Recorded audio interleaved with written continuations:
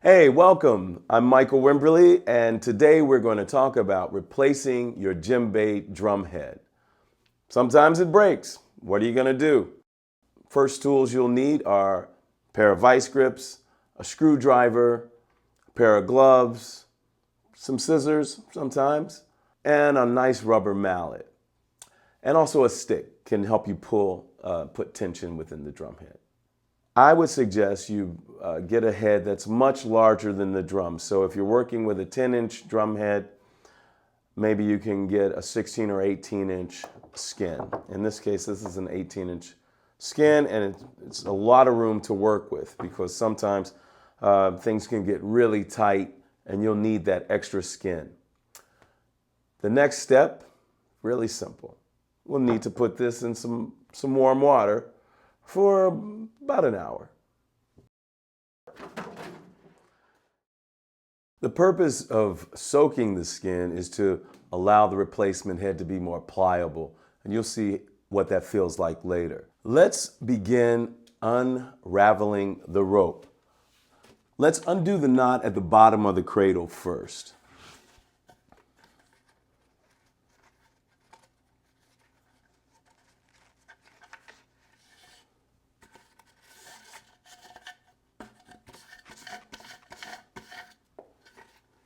Pay particular attention to the patterns.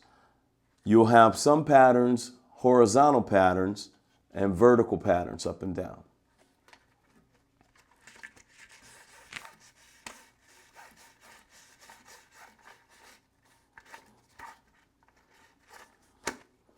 If the rope is particularly tight, you may want to use a pair of gloves and a screwdriver at this point.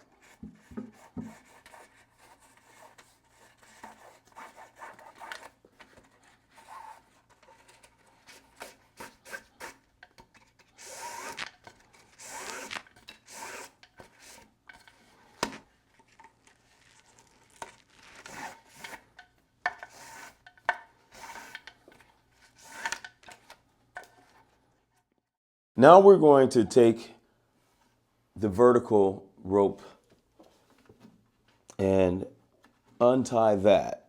Notice the pattern going up and down over the hoop rings.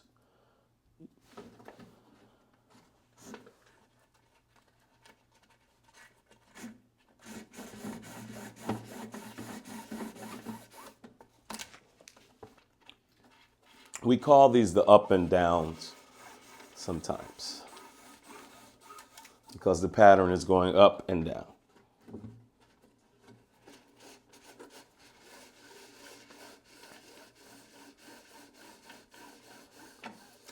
After you unravel about halfway through, a trick I like to do is just go back,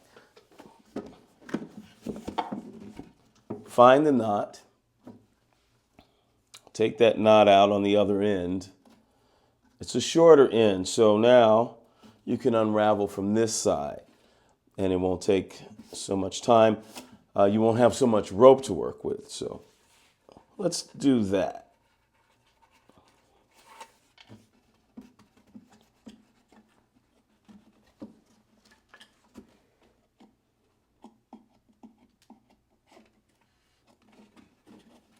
There we go.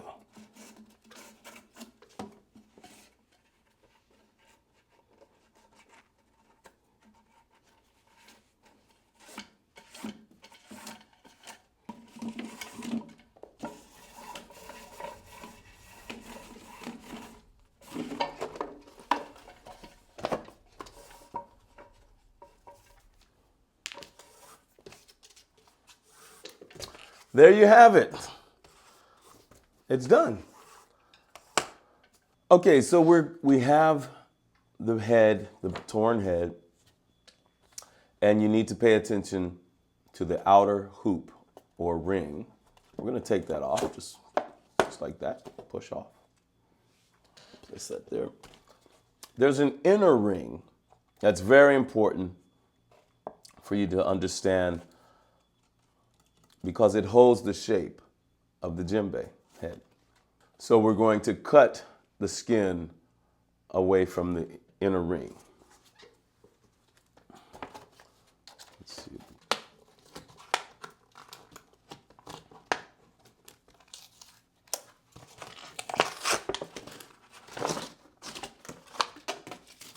Okay. You'll see that on the inner rings, there's a piece of cloth that helps seal the ring and allows less air to seep through the skin, and it just allows you to have a better fit on the drum. So keep that cloth on there. And now we are ready to put this drum head back onto the drum. As you can see, I've coiled up the rope, and I need to tighten this end. Ends can get frayed and loose, and here's the best way to do it. You just take the end, take a lighter, light it, be very careful.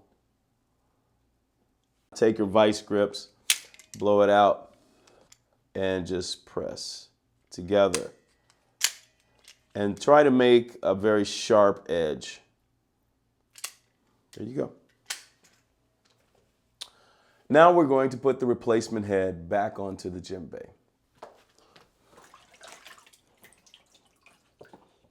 Yeah, it's nice and pliable. Just make sure that it's evenly centered. So just take it and put it on your drum and kind of check it.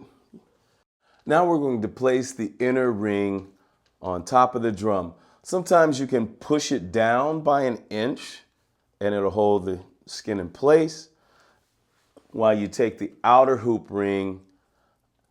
Usually there's a centering knot on the hoop.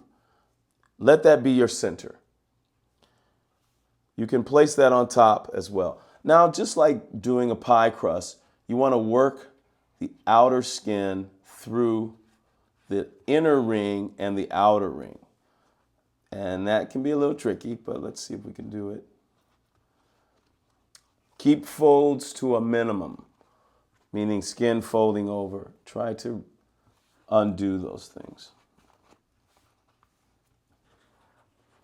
You may have to keep pushing the rims down. They come up sometimes.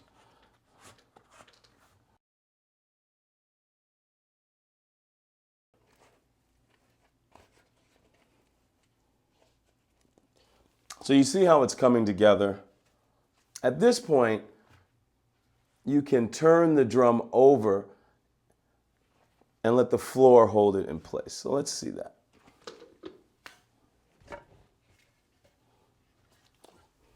Now try to get the folds out. You can see them a little more clearly.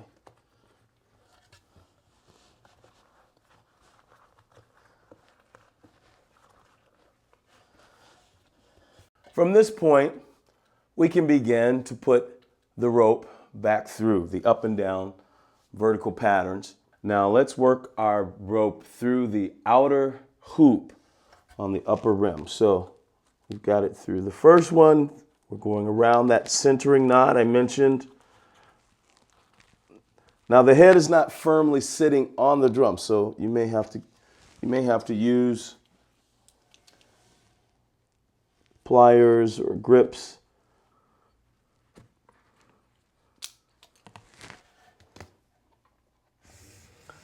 As you pull the rope through, it must go through the hoop of the bottom ring. This is where the rope can get really twisty, so you have to be patient with it. So I'm going from top to bottom, and then bottom to top.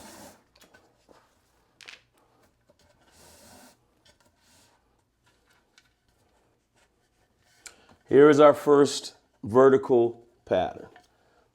So we're going from the slip knot through the top outer hoop, around, through,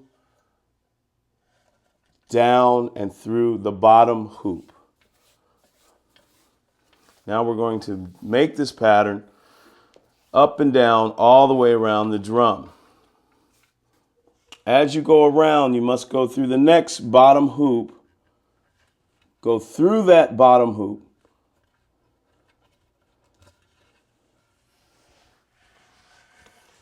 And this is very, very important. You must go through the same hoop on the upper outer ring before you come back down.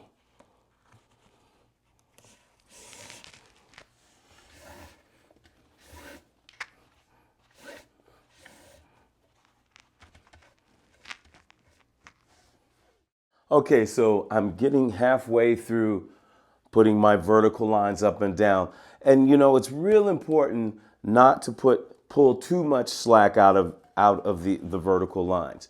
So I put a little much slack in it, and I noticed that the head was getting a bit uneven. For example, it's very easy for this head to go, tilt. So if that happens, you take your rubber mallet and you just tap lightly the rim so that it can be nice and even. Okay, so now you have put in all the up and down, the vertical up and down patterns back in place, and we're going to talk about getting some of this slack out. Pull very gently on the ropes. Now, some of the ropes are sitting on top of a knot or something. Just try to make sure that it's snug, and we'll just go around and pull on the tension. Pull out this looseness.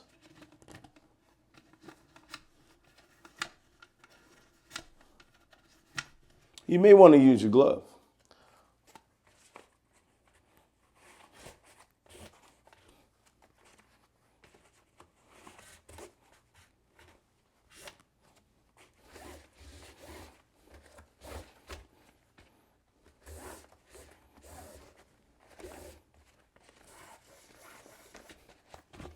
And that's it.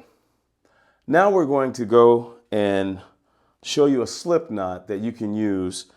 Let's take the end of your rope,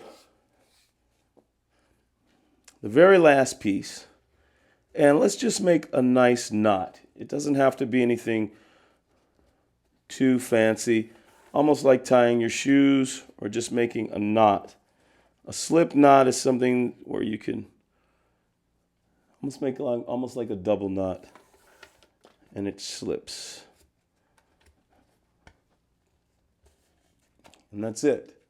And that's going to hold the tension as we begin to pull up and down on the drum head. Once it's dry, that's going to hold the tension. Okay, so before we let it dry, we clearly have quite a bit of skin. And I like to either cut mine, or you have the option of keeping yours. So while it's still damp or wet, probably be the best time to cut it. So what you want to do, you want to keep enough skin on there so that once you start pulling down on it, it doesn't slip out. So you may just want to maybe take a 1/2 inch around, and like cutting a nice pie crust, that's what you do. It might take 2 or 3 days. You have to make sure that the skin has a very, very tight feeling. It has to be dry.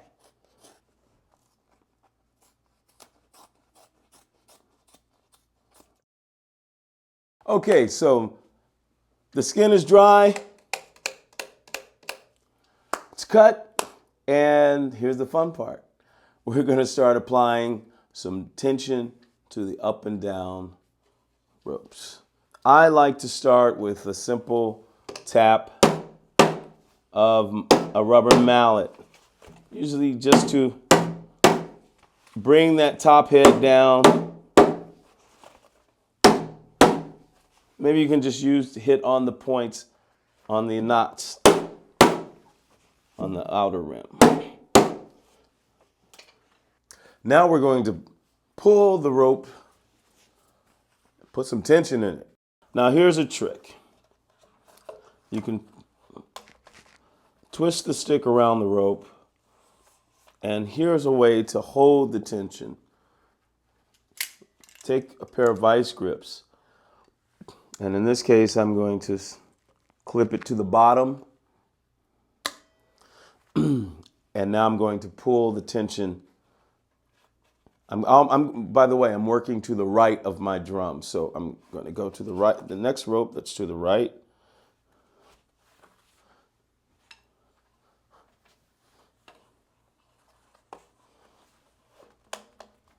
Put a little tension in that.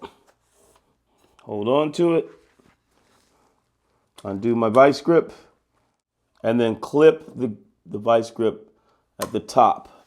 So you're clipping, holding the tension at the top, at the bottom, at the top, at the bottom, at the top. And you're working your way around. Pulling the slack out and putting as much tension into the drum as possible. Also, you can put more tension in by taking your rubber mallet and tapping down. You're going to do this all the way around for each rope, going up and down, up and down.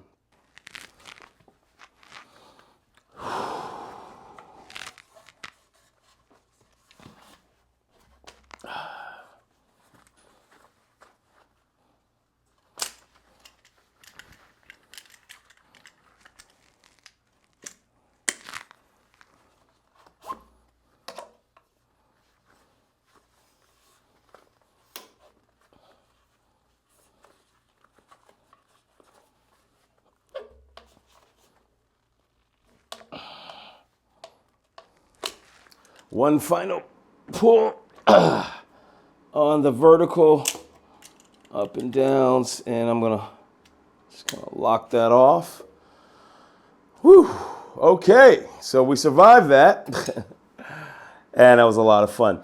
Now we're going to put a knot and begin the horizontal patterns. Okay, so let's see, maybe just a nice slip knot or some sort of lock knot.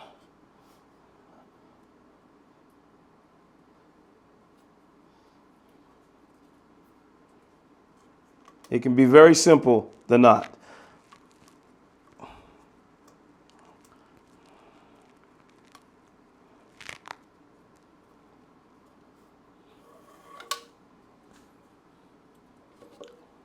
That's simple. Now I'm going to take the tip of the rope in my cross pattern and go under, just to start this pattern.